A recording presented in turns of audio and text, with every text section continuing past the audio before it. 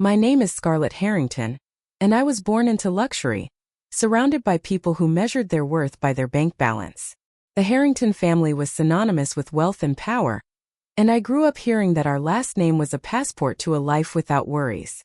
But what no one ever told me was that this passport also came with invisible chains that I only noticed when I fell in love with Ethan Carter. He wasn't a banker, an heir, or a promising entrepreneur. He was a carpenter.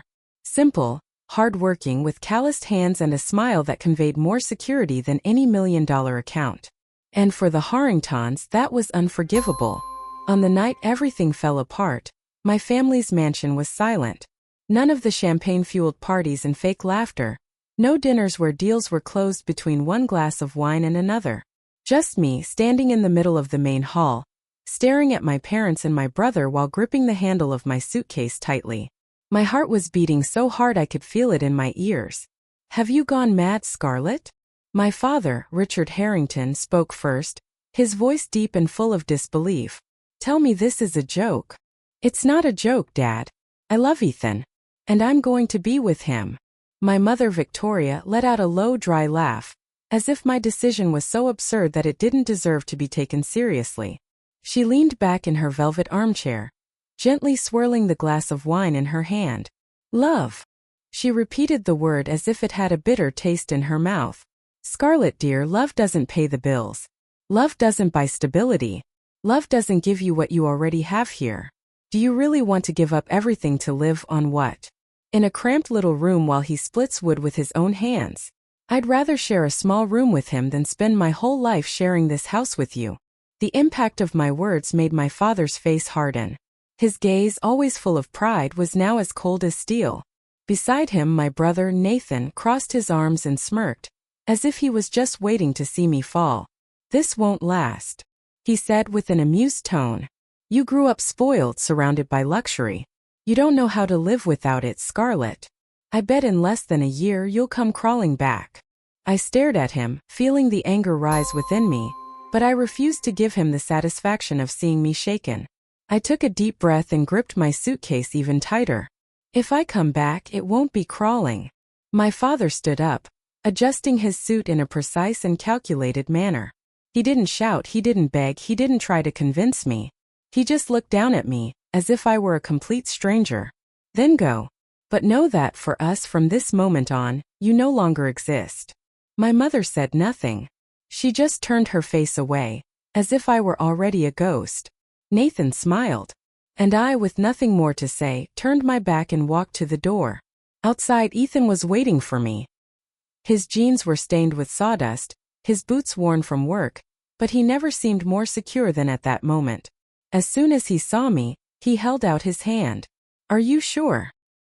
he asked, his voice low, as if he wanted to give me one last chance to give up. I looked back one last time at the mansion where I grew up, at the life I was leaving behind. Then I took his hand. "I am." And then we left. Without a penny of the Harringtons' fortune, without guarantees, without certainties. Just the two of us, an uncertain future and a silent promise. One day they would regret it.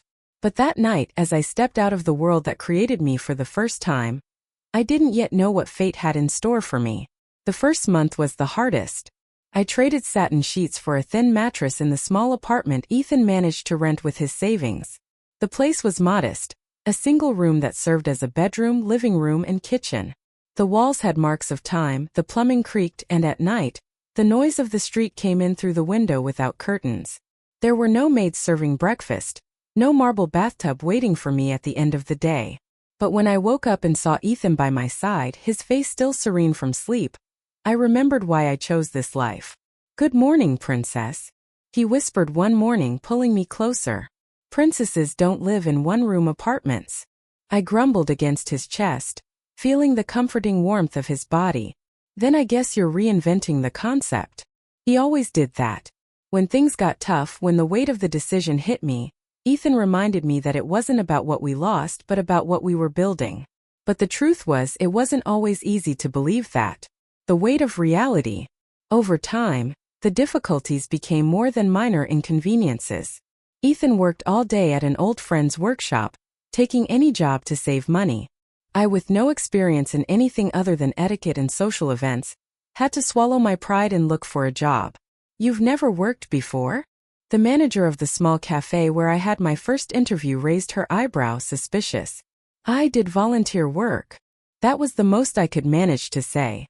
Well, serving coffee and cleaning tables isn't charity. Can you handle it? I wanted to say yes. I wanted to say I was ready for anything. But in the first week, my hands shook so much while holding a tray that I spilled coffee on a customer. On the second day, my feet hurt so much that I could barely climb the stairs to the apartment. At the end of the week, I sat on the bed and broke down. Ethan arrived late, as always, exhausted from work. When he saw me like that, he dropped his tools on the floor and knelt in front of me. Scarlett. What happened? I took a deep breath, trying to hold back the tears. I just don't know if I can do it. He held my face in his calloused hands, his blue eyes fixed on mine. You can. But what if it's not enough? What if I become exactly what my family said I would be? Ethan sighed, gently running his thumbs over my cheeks. Listen carefully, Scarlett. You don't need to prove anything to them. You don't need to be perfect. You don't need to be strong all the time. You just need to be you. And I swear, that's already enough. I wanted to believe that. I really did. But deep down, something in me was still burning. A silent desire. A buried need to show the Harringtons that they were wrong. The months passed and little by little things began to improve. I learned to handle the work at the cafe. Ethan got some of his own clients and began to dream of his own business. Together, we saved enough to rent a better apartment. Nothing luxurious, but with a real bedroom and a small balcony where we could watch the sunset. One night after work, I found Ethan at the kitchen table, sketching a design in his notebook. He was so focused that he didn't notice my presence until I placed a plate of food in front of him. What are you up to? I asked, sitting down beside him. He smiled, his eyes sparkling with excitement. I have an idea. A big project. But it will take time. A lot of time. What kind of project? He turned the notebook toward me, revealing a detailed sketch of an elegant, modern building, full of minute details. Scarlett. One day I'm going to build something like this. Something big. Something that people will look at and admire. I looked at him, at the man who worked until his hands hurt, who was never content with little. And at that moment I knew one thing. Ethan Carter wouldn't just be a carpenter. He was destined for much more. What I didn't know was that fate was already preparing the perfect setting for our triumphant return. The years passed and little by little our lives began to change. The small apartment where we started was left behind. Ethan worked tirelessly, taking on increasingly larger projects, building not just houses but a reputation. His talent was undeniable. He transformed raw wood into works of art, ordinary buildings into places that seemed to have a soul. I also grew. After years of serving coffee and learning what real work was, I decided I wanted more. I started studying interior design, learning to create environments that reflected not only beauty but stories. Together, we became more than a couple who fought against all odds. We became partners. But the real turning point came when a powerful name entered our lives. It was on an ordinary morning, while Ethan was reviewing the last details of a project, that he received the call. I was in the kitchen making coffee, when I saw his face change as he answered the phone. Yes. Of course I can go there. When? He hung up and was silent for a moment, processing what had just happened. Scarlett. He looked at me with a different glint in his eyes. You won't believe what just happened. The invitation came from James Sullivan, a real estate magnate. He wanted Ethan for a bold project, a luxury hotel, one of the most imposing in the city. It wasn't just a contract. It was a chance to put his name at the top of the construction industry. Ethan spent sleepless nights, preparing every detail of the presentation. When the day of the meeting arrived, I went with him. We sat in a luxurious conference room, surrounded by investors in impeccable suits, all waiting to hear what this carpenter had to say. But when Ethan started talking, he dominated the room. This hotel will not just be a building. It will be a landmark, a symbol of excellence and elegance. And he convinced everyone. The contract was signed and construction began. The following months were a whirlwind. Ethan oversaw every detail of the work, from the foundations to the wood finishes that he insisted on touching himself. And me? I was finally where I always wanted to be. Every choice of color, every piece of furniture, every detail of the hotel's design had my signature. That project wasn't just a job. It was our legacy taking shape. Then one afternoon, while we were reviewing the guest list for the opening, I saw a name that made my heart stop for a second. Harrington. My old family was on the list. My brother, Nathan, was now part of a group of investors who wanted to secure a space in the hotel. My parents, Richard and Victoria, had made reservations for the opening night. After so many years, after so much effort, they would return to my world without even knowing that this time it belonged to me. I took a deep breath and looked at Ethan, who was analyzing the hotel's floor plan without noticing my expression. The moment I had waited for years was finally arriving. I was about to return, but this time I would return as someone that no one could ignore anymore.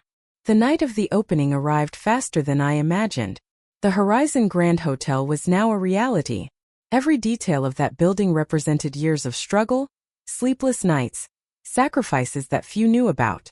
Ethan and I started from scratch, and now we were at the top. The lobby was impeccable.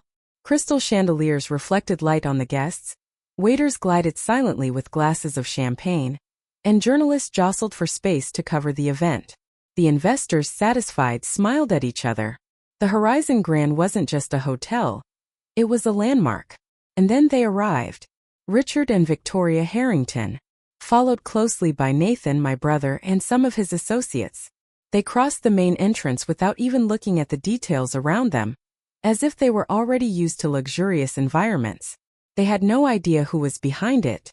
"They're here," I murmured to Ethan, feeling a chill run down my spine. He gave me a calm look and took my hand. "Then it's time." My brother was the first to notice. He looked directly at me, his eyes narrowing, as if his brain was trying to process something impossible. "Scarlett." Nathan frowned, his expression alternating between disbelief and discomfort. My mother, Victoria, slowly turned her head, her glass of champagne frozen in the air. What are you doing here?" That's when my father, Richard, finally noticed. His eyes, always full of superiority, now reflected something I had never seen before: confusion.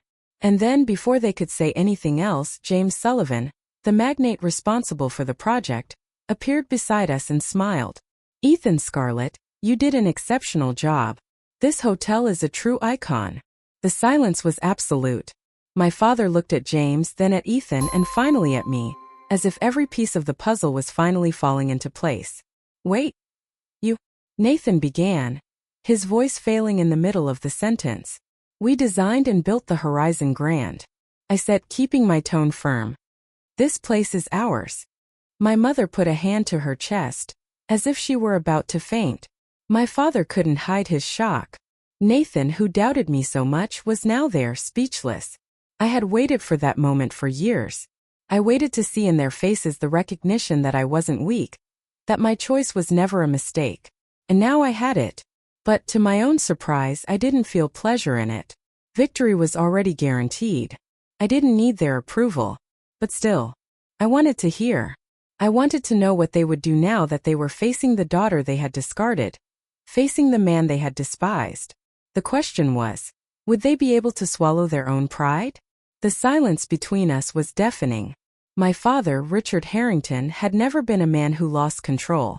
But there, standing in the lobby of the hotel that Ethan and I built, his rigid posture began to falter. "This is absurd," he finally said, his tone trying to sound firm but failing at the end. My mother, Victoria, blinked rapidly, as if she was still trying to process what she had just heard. "You built this?" Her voice came out weak, almost like a whisper.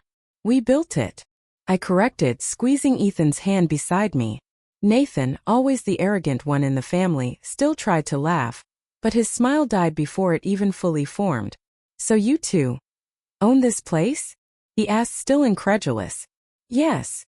My father frowned, crossing his arms. "So is that why you left home? To become a contractor? An interior decorator? You traded an empire for this?" I laughed, but there was no humor in my laughter. Just a strange relief. I traded a cage for freedom. And look, my freedom brought me here. Richard's eyes flashed with irritation. He always hated being at a disadvantage, and that's exactly how he felt now. That doesn't change anything, Scarlett. You disrespected us by choosing this. He cast a disdainful look at Ethan. Carpenter instead of a guaranteed future. Now, just because you managed to get a hotel, you think you can humiliate us. Ethan chuckled, shaking his head. He wasn't affected by my father's arrogance. Richard, I don't need to humiliate anyone, he said, crossing his arms. The simple fact that we're having this conversation already shows who won in the end. My father's face turned red. My mother lowered her gaze and Nathan, for the first time in his life, seemed speechless. It finally dawned on them. I didn't need anything from them. Not their money, not their name, not their validation. They were just guests now. And that was the real victory. The choice. My mother finally sighed, her posture slumping a little. Scarlett, she began but hesitated. I saw it in that moment. I saw her internal struggle. My mother had always put pride above everything, but now she was about to do something she had never done before. Admit she was wrong. You've done something incredible, she said, looking down at the floor. I never imagined that you guys. She didn't finish the sentence. But she didn't need to. My father remained silent. Nathan too. Can we talk? She tried, her voice softer than I'd heard it in years. And it was there that I realized the final decision was mine. I could leave the past behind and listen to what she had to say. Or I could turn my back and move on, never looking back at them again. The question was, did they deserve that second chance? My mother's request echoed in my mind. Can we talk? It was a simple question, but loaded with years of resentment, pain, and hurt. The Harringtons' pride never allowed them to admit a mistake. And deep down, I knew that this attempt at reconciliation cost her more than she would like to admit. But what really mattered now? Did I need that validation? Did I need to hear that they were sorry? Ethan beside me kept a calm gaze, but I knew he was ready to support me in any decision. He always had been. I took a deep breath and raised my chin, facing my mother. Talk about what? About how you kicked me out of the house. About how you doubted me. About how you tried to make me believe I wouldn't make it. She blinked, seeming speechless. My father, Richard, crossed his arms and let out a heavy sigh. You did it, Scarlett. Yes, you proved your point. But was it worth losing your family over it? I laughed, but it was a bitter laugh. Losing my family? I never had a real family. I had a social contract. A relationship based on expectations and appearances. Nathan, who had been silent for a long time, finally intervened. Scarlett, it doesn't have to be like this. We messed up, okay? But maybe we can try to fix things. That was the real surprise of the night. My brother had always been the coldest, the most indifferent, the most convinced of his superiority. If even he was admitting they were wrong, it meant that somehow something inside them had changed. For a moment I considered accepting. For years I dreamed of the moment when my family would finally recognize that I was not the weak and naive girl they imagined. And now that this moment was before me, a part of me wanted to grab it. But then I looked at Ethan. He didn't say anything, but his eyes said it all. I didn't need their acceptance anymore. I already had everything I needed. I took a deep breath and took a step back. No. My mother's eyes widened. What? I don't want to fix anything. I moved on. I built my life without you. I'm happy without you. And I don't want to go back to a past that only made me suffer. My father seemed about to protest, but my mother held his arm. She looked at me for a few seconds, and this time there was no superiority in her eyes. There was only acceptance. She understood. Let's go, Richard. Her voice was low, resigned. My father hesitated, but in the end he didn't argue. He just gave me one last look and walked away. Nathan lingered for a second longer, as if he wanted to say something, but in the end, he just nodded and followed the other two. And then they were gone. And I felt free. When the night came to an end and the guests started to leave, I leaned against the railing of the hotel balcony, watching the city sparkling below. Ethan came closer and wrapped an arm around my shoulders. Regretting it? He asked. I smiled, resting my head on his chest. Not one bit. He chuckled and pulled me closer. Then I guess we finally won. No, Ethan. I raised my face to him, feeling the happiness vibrating inside me. We had already won long before tonight. They just realized it now. And with that, we moved away from the balcony and entered the hotel we built. The place that represented our journey, our struggles, our love. Our true home. Hi, you are on the Moving Narratives channel. Subscribe and follow our stories.